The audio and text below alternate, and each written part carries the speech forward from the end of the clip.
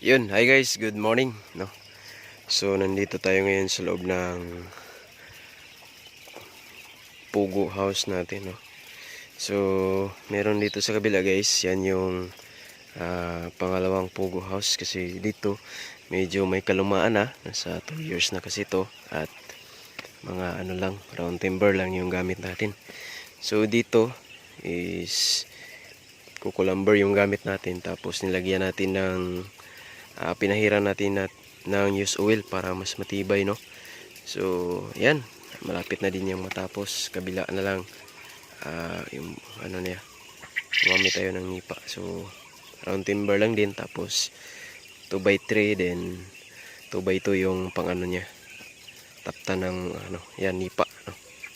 So yung video na to guys is doon sa nag-request natin sa isa nating subscribers na si, iwan ko kung ano yung tunay na pangalan niya, pero yung pangalan niya is ito, si I am Goal 999, no. So nag-request po siya kung ano ba yung sukat, no. Pwede ba niyang malaman yung sukat ng ating brother. So nandito po tayo ngayon guys sa ating area ng Pugo, no. So yung ipapakita ko lang sa inyo guys, itong isi-share ko sa inyo guys is base lang po ito sa experience ko, no. Kasi more than 5 years, no. So meron tayo ditong isang cage guys na simula nung nag-umpisa ako sa sa pagpupugo, ito yung gamit ko. Bali 3 po itong layer. So magpa 5 years na po ito yung cage na to. So yan, may mga sira na. Ito yung bakal, oh. Tingnan niyo. Yan, kinakalawang na. So bali 3 layer po ito guys, at kinakat ko lang. Bali inisa-isa ko. Ito yung isa, yan, ito yung isa, tapos yun yung dalawa. Yan. So halos magkapareha sila ng forma guys. At ito na lang yung ipapakita ko sa inyo kung ano yung sukat nito, no. So bali 3 layer to guys. Anong tawag doon, nakahagdanan, pero straight yun. Ito dito yung isa sa baba, tapos yung pangalawa, halimbawa ito yun dito sa taas, yan. Tapos yung pangatlo dito sa pinakataas. Then naka-ano lang yun, naka-straight, hindi yung hagdan na layer, no. So ito guys, first time kong gumawa nito, at matibay din naman, then komportable naman yung ating mga pugo. At ito, nagamit ko siya more than 5 years na, pero nasimulan tong gawin matagal na, no. Tapos nahinto, pinaulanan ko, kaya nagginitong itsura. Tapos may mga butas na ng screen, yan, nilagyan ko na ng yan, tinapal-tapalan na lang, no, para mapakinabangan. So yung sizes nito guys, sa ating laying, ito po ay laying cage, no. So dito mag-itlog na yung pugo, kasi check natin guys dito sa baba. Yan, yan dito sa baba guys, yan may butas yan. So hindi hanggang talampakan yung yung screen nila, kasi diyan dadaan yung itlog, katulad yan. So may kinuha ka na kasi yung itlog guys nila, at nandito na sa kabila, yan. So yung yan, mahirap mag-video mag-isa, no. So ito guys, pasensya na yung yung video, wala kasing taga video. Tapos yan sa baba, hindi yan nakalitso yung screen, no. So hanggang dyan lang nilagyan ko ng bakal para dyan itatali yung screen. Hanggang dyan lang yan, hindi na kaya, no. May lumusot na pugo. So dyan dadaan yung itlog nila, no, kasi naka-slanting yung cage natin guys. Nasa 30 30 degrees. So nagdepende din yan sa iyong ano yun yung dahilan na ginaganyan natin para gumulong yung itlog nila. So meron tayong ditong steel tip guys, o metrosan. So susukatin natin yung ano, yung cage nila. Siguro dito tayo sa kabila guys kasi medyo mahaba yun. So yan. Yung length niya guys, unahin natin yung length. Yan, gumamit tayo ng steel tip. So yan dito kabilaan. Oops. Nabali. Yan. Hop. Mag-isa guys. Hindi natin matansya. Yan. So dito dun sa dulo, tapos dito sa dulo. So yung sukat talaga nito guys is nasa 4 feet lang. Yan. So nalagpas lang yan kasi ito yung sukat niya dito, ito yung ganito 4 feet.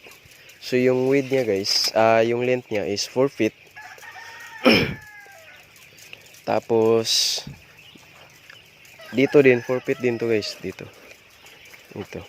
Hanggang doon sa yung doon din sa likod 4 feet din. So 4 feet by 4 feet sa kanyang length. Tapos yung width niya guys sa taas is nagma-maximum tayo ng ano, sa akin is 2 feet, no? Yan. 2 feet to guys. Yan, sumubra din. So nasa inyo na yan kung ano, kung sumubra man o hindi.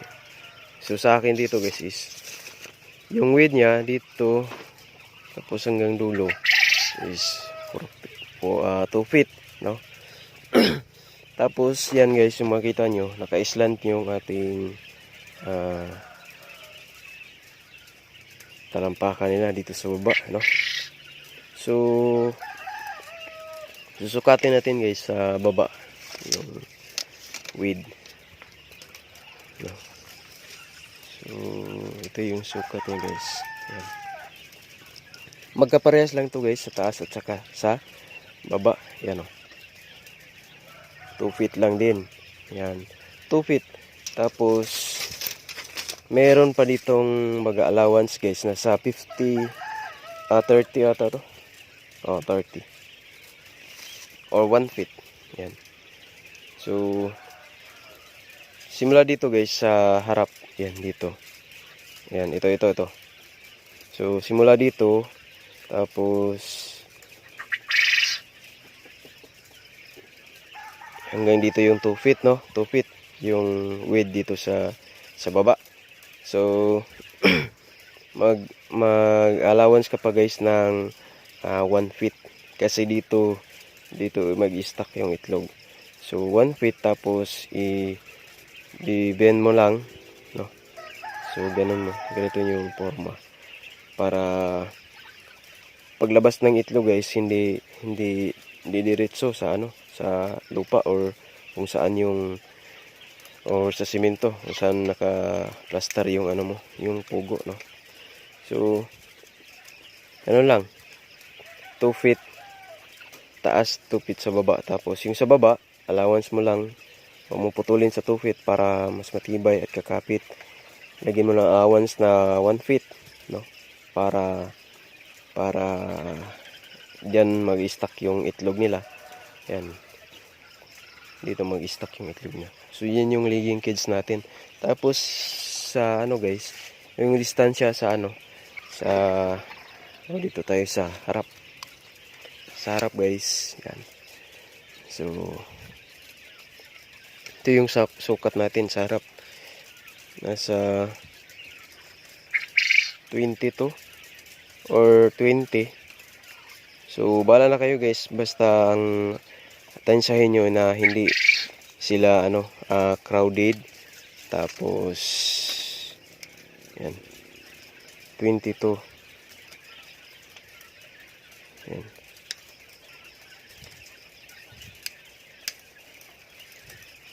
Yan, 22. Yan. sa baba 22. Kaya na lang guys umintindi, no? Kung anong sukat yung gusto nyo. Basta dito sa harap mas malaki to kumpara dun sa sa likod guys. Ayan, konti lang, kahit 10 or 12, no? So 12, sa akin 12. Yan, mapapansin nyo guys, 12, no? cm. Ayan. So dito kasi guys, sa likod nila dito yung patubigan nila, no? Or kung gagamit kayo ng nipple katulad nito, yan, may nipple tayo dito guys. Yan, dito. Yan. Tayo din yung nag-install yan, tayo yung gumagawa para mas makasid tayo sa labor, no? So ito yung nipple nila, dito yan sa likod. Tapos yung harap nila, dito yung pagkainan. Yan.